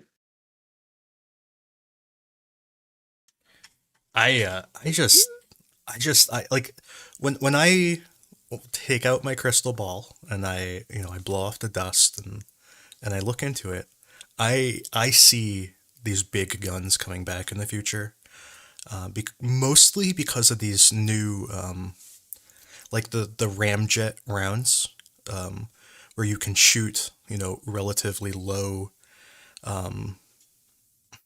like relatively low pressure weapons, shooting these rounds where they can accelerate under their own force using their own little ramjet engine and reach these super long ranges, and then you can build in whatever guidance systems into the rounds. And if you want to have that sort of guidance system and the engine and still have enough explosive, you're gonna need a bigger gun, don't you think? I see these guns coming back in the future, but what do I know?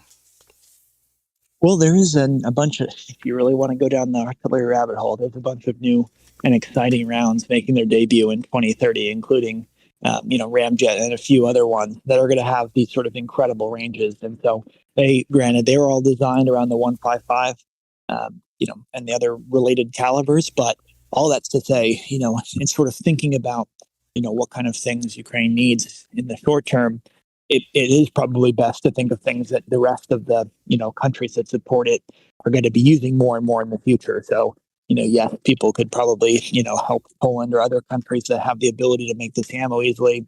They could put efforts there, but there's a reason why there's such a push for 155 and other, even with these new brigades being stood up, the infantry seeing more and more M4s and other NATO type small arms. Like, I think there's sort of this general acceptance at this point, even if Ukraine isn't going to be in NATO in the near future, that all of the aid, and it seems obvious, right? Of course, we'd want to standardize the aid, but it's more of this idea that it can be built upon later on. Like the value of a Panzer Howitzer 2000 isn't necessarily that they can get a lot of ammo now. It's they can get things like the smart round, like in Constantine's video today. the ability of one 155 round with 2 submunitions. It can take out 2 tanks at once, right? I mean, that's something that only this can do. So really just an incredible possibilities, and sort of it's more about the potential than it is about the destructive power right now. So I have a question. The French, I think the French, it's called a bonus. Is that the anti-tank one? You bet. The bonus and the So smart are the what two main ones. what's the difference between a bonus and a smart? Since they're not in our Dota yet, I couldn't tell you exactly. It's funny though, because the U.S. has had several of these very similar type rounds and just decided that they're not worth it, like parachute-based IR heat-guided artillery rounds, and they said, no, thank you, we'll just do this with jets. But I think that this war is showing that this is an important capability to have, because you might not always have control of the skies, or there might be GPS, denied environment. So that's why these things are coming back. The CDAM or CDAEM and a couple other round types that are going to be coming back and sort of with vigor because of this war. And they'll be all artillery based, designed for hunting armored vehicles. But do you know okay, so the smart can take out, has 2 projectiles, right? Does a bonus also have 2 projectiles, or is it just one? Or maybe it's more than 2. I don't know. It's bonus. It's supposed to be 1, and there is a bonus to it, so at least it must be 2, right? I don't know. I don't know. It's French though, so you never know. Maybe it also shoots like a baguette. It shoots a Renault car out of it. Citroen or something like this. So I just consulted the internet here just to get, because I knew there was something. So the difference is the base blade. So the bonus is going to have a much larger range than smart round. So and as you know, Ukraine loves their base blade rounds. They love base blade. Everyone loves base blade. It's great. Well, except for us, but that's a different story. Wait, that's Americans just don't like it. Is it because the rounds don't cost enough money? Is that the reason? Well, it's because they do yes, there is a rocket on these things, sort of partially, but they take so much charge to fire that all people can think about in the U.S. is, man, we're going to have to do more maintenance on these guns. And what this war has shown, I mean, Ukraine is running these things into the ground, but they're still going. Like, that's the most incredible thing. Like, you're supposed to change out an M777 barrel every 2,000 EFC or effective full charges. And, Ukraine is shooting 8,000 rounds through these things. So it's a real testament to how well they're maintaining them, but also, kind of how good they are. Yeah, the numbers that we're shooting out the barrels are totally like different from what you have on the paper, and there is no. I will tell you that there isn't. I did not hear that. Oh, we have a Warren barrel that and we cannot hit anymore. They appear to be quite effective. Still, after the 4,000 or 5,000 shots. The only complaints I've heard are from people on the 105s, Dennis and a few others, who basically, what I believe happened was when they underwent maintenance, they weren't put back together exactly correct. And so I actually was, able to troubleshoot that pretty easily. They just needed more nitrogen. So again, with all things in war, the problems tend to be human problems more so than equipment. Unless you're Russia, then it's both. Yeah, the problems that are going to be huge problems was like it's not huge, but people problems are the hardest one to solve, and that's why most of the military equipment, you try to design it to be as easy to use as possible, as little maintenance as possible. And it's quite important that as someone who served in the infantry, in the basic infantry, not as some fancy SOF units where you have some kind of special selection. In standard infantry, you just have people, out of the streets with no education, some are, school dropouts, and I mean, I'm not saying those are bad people. What I'm saying is that they have quite a limited skills and knowledge in anything, which just makes and they're still viable soldiers, and they're still going to be used as a soldier. So you got to design a lot of your equipment in relation to the thinking about this problem, and that's why making in such a huge war, making things easy to use is would be one of the priorities.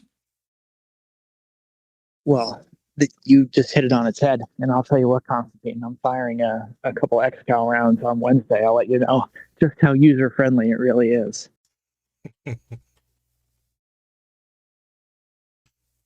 Yeah. So I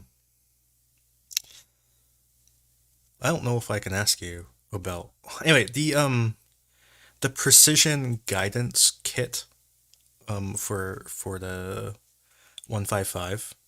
Can you say anything about that? Like I I don't mean, it's just like a poor man's XCal. Let me interrupt you. Could you repeat which rounds you're talking about? the 155 the precision guidance kit. Oh, the kit. Yeah, gotcha. Thanks. Okay, so the way to think about it is we started off with XCal, which does not fly in a ballistic trajectory. It kind of glides into a target and then comes straight down or whatever. So it has an incredible range. For 777s and some other of the equivalent calibers, it's about 40 kilometers. This is pretty great. The round is about $160,000, so it's quite expensive. So to get that kind of range, the only other thing you can do is to do a base bleed round. As we're talking about, these have almost an equivalent range, which is great. However, when you put a half artillery round and half rocket together in the zombie form, it gets wildly inaccurate by a gigantic degree. So the Army got together with a couple other groups and came up with PGK, which is you can see it in the screen there. Basically, it's just a fuse. You screw it on the top, and it guides itself in. It's nowhere near as accurate as an XCal, but what it does do is it kind of makes up for the huge inaccuracy fired at a very far range, and gives you a much better precision than if you're just firing it unguided. So again, it's about $10,000 give or take, but as you can see, it's very small, and so that means the amount of countermeasures or protective things to make it always work like an XCal are much more limited than in an XCal. The whole round is a precision guided munition. In this, it's just the very small top portion, the fuse. So it's not going to be as robust in working all the time. Yeah, this is I think this shows the size a little bit better. Yeah, it's basically most of it is just a dumb explosive with a very smart tip, as opposed to the XCal where the whole thing is very carefully engineered, very smart. Yeah. So I know Ukraine has recently gotten a batch of these. I don't know what they're doing with them, but they got them. They're there. Yeah, and it's funny because if you there's only certain situations where you'd want to use these, because what I mean is if you have drones and they're very accurate and you're very quick with the adjusting, you don't necessarily need to put a $10,000 chopper to something you're doing very well. It's really going to be only something you're going to want to use when you're shooting from so far away that the only way you're going to get close. So when you're at absolute max range, and I'm not so sure Ukraine is taking those shots right now, either because they don't need to or because they're conserving ammunition or what. But since they don't seem to have any sort of shortage of dimware currently or XCals, there's not really a role for these yet, I don't think, but there definitely will be.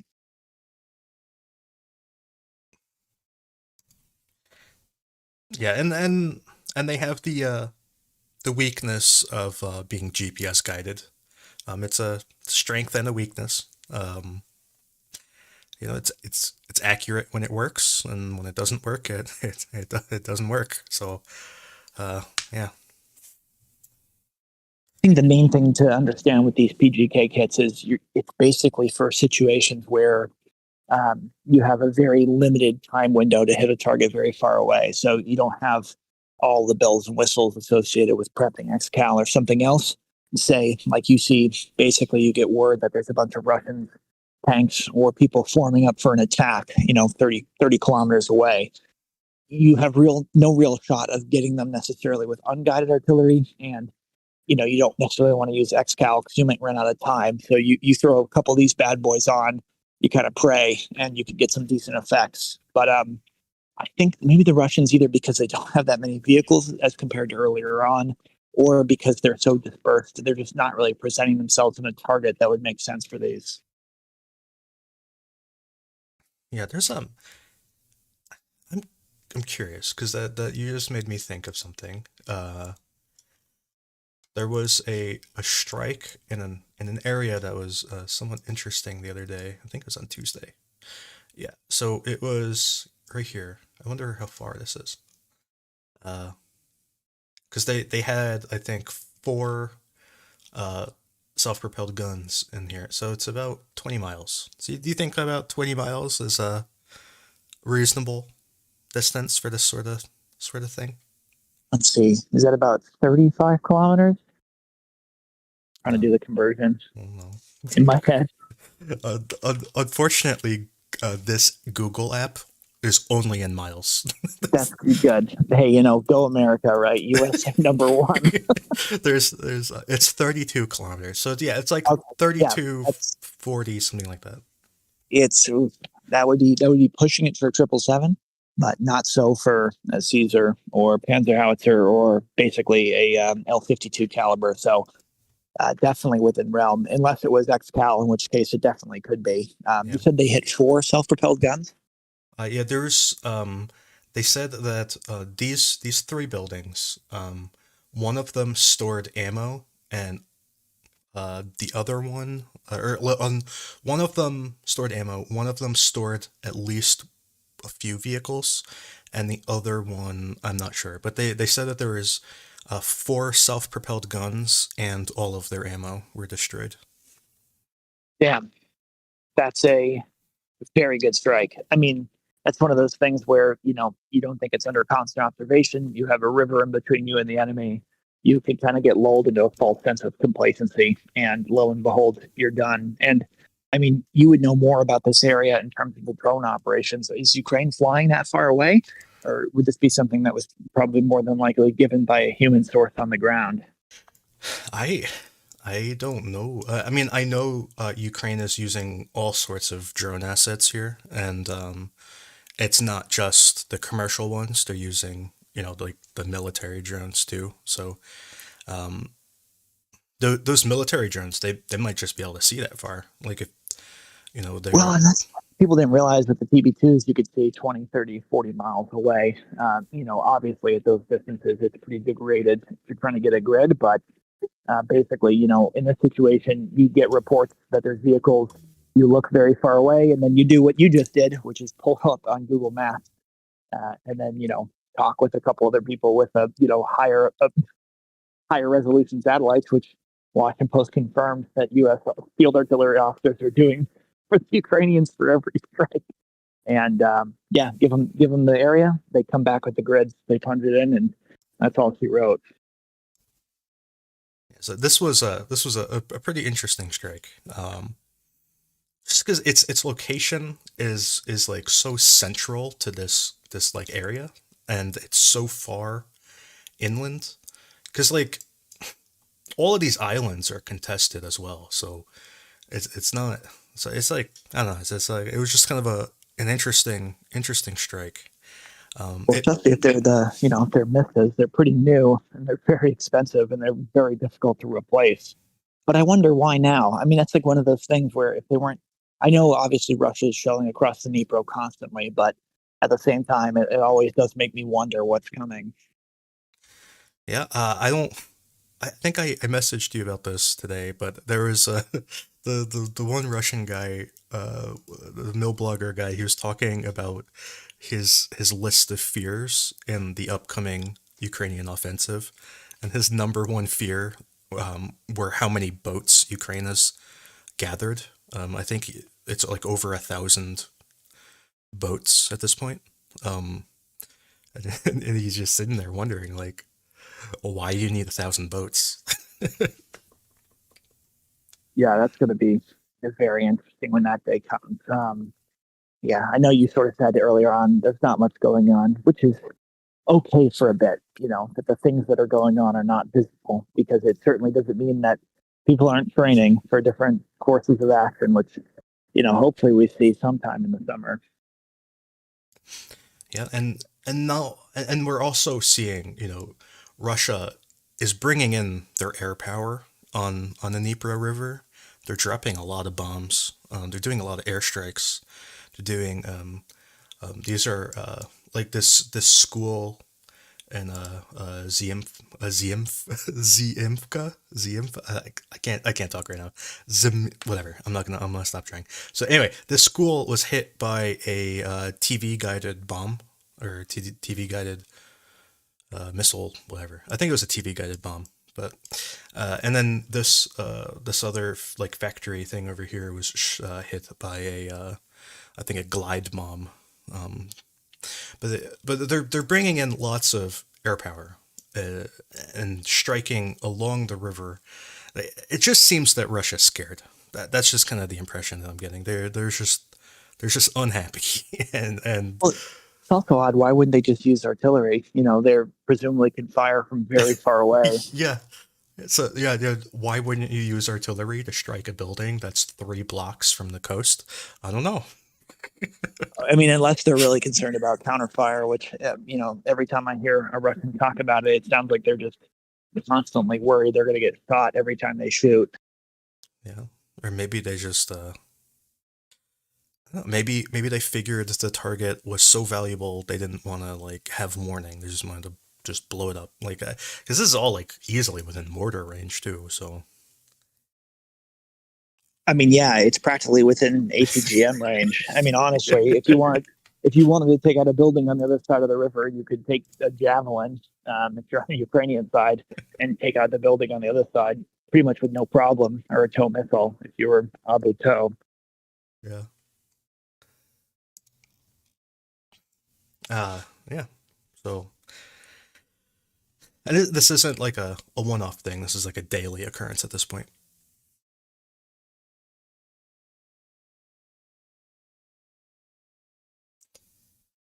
So yeah, I'm trying to think of other artillery questions.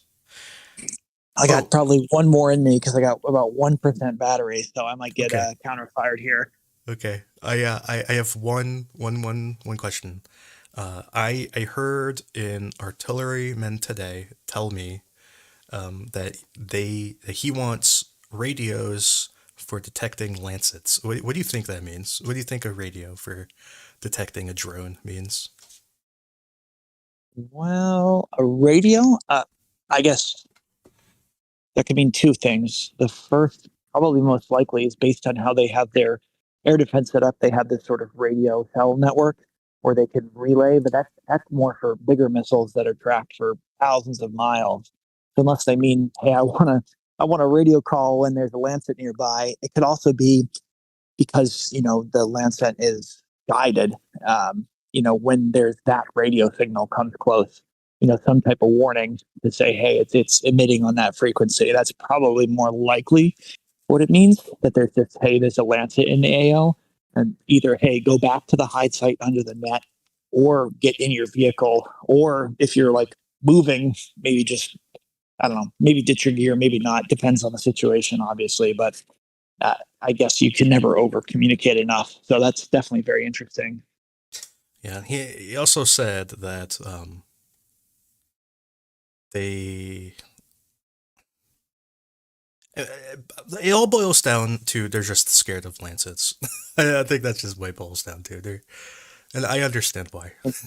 Of course, I mean, if 70% of the losses now of artillery are from Lancets, I mean, I would be definitely more worried about that than really anything else. It's just, it's not going to, like, basically, Russia can't do it forever. And by that, I mean, they're very good in a static situation or when they're on the offense, and they can choose the time and place. But When they go on the defensive, they're going to suddenly have a completely different priority of targets to hit, which includes these sort of tanks and other heavier vehicles coming at them, which are not as easily destroyed by lancets as artillery.